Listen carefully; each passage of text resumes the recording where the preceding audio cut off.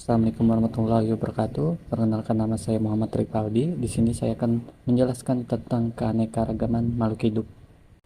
Yang pertama, pengertian makhluk hidup. Makhluk hidup adalah suatu organisme yang dapat mempertahankan dirinya dari berbagai perubahan lingkungan dan dapat berkembang biak untuk melestarikan jenisnya. Dalam dunia biologi, yang termasuk ke dalam golongan makhluk hidup adalah mikroorganisme seperti bakteri, tumbuhan, hewan, dan manusia. Dan penyebab keanekaragaman makhluk hidup tersebut terjadi oleh adanya mekanisme evolusi. Evolusi merupakan perubahan makhluk hidup dari bentuk yang sederhana ke bentuk yang lain, yang lebih kompleks dan bervariasi, terjadi karena DNA mengalami perubahan kode genetik atau mutasi. Kode genetik yang paling sesuai dengan keadaan lingkungan akan mendapatkan peluang lebih besar untuk berkembang. Organisme yang dapat bertahan hidup di lingkungan tertentu disebut dengan adaptasi. Makhluk hidup yang mampu beradaptasi terhadap lingkungan hidupnya dapat mengembangkan populasinya. Sedangkan yang tidak mampu beradaptasi akan punah. Inilah yang disebut dengan seleksi alam. Seleksi alam yang dimaksud dalam teori evolusi adalah teori bahwa makhluk hidup yang tidak mampu beradaptasi dengan lingkungannya lama-kelamaan akan punah.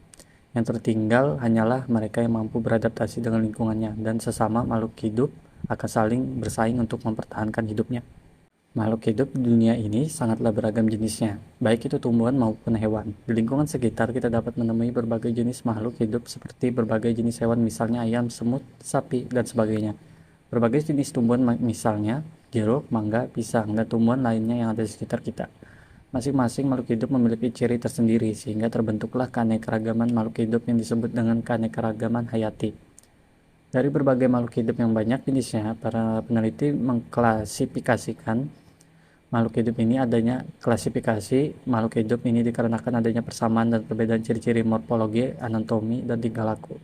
Kegiatan pengklasifikasikan makhluk hidup dilakukan bertujuan untuk mempermudah manusia dalam mengenal berbagai jenis hewan dan tumbuhan, juga mempermudah untuk memberikan penamaan terhadap suatu individu, yang mana makhluk hidup dari waktu ke waktu terus berkembang dan tersebar di mana-mana. Sebagai sesama makhluk hidup, kita perlu mengetahui apa dan bagaimana keanekaragaman makhluk hidup yang ada di sekitar kita.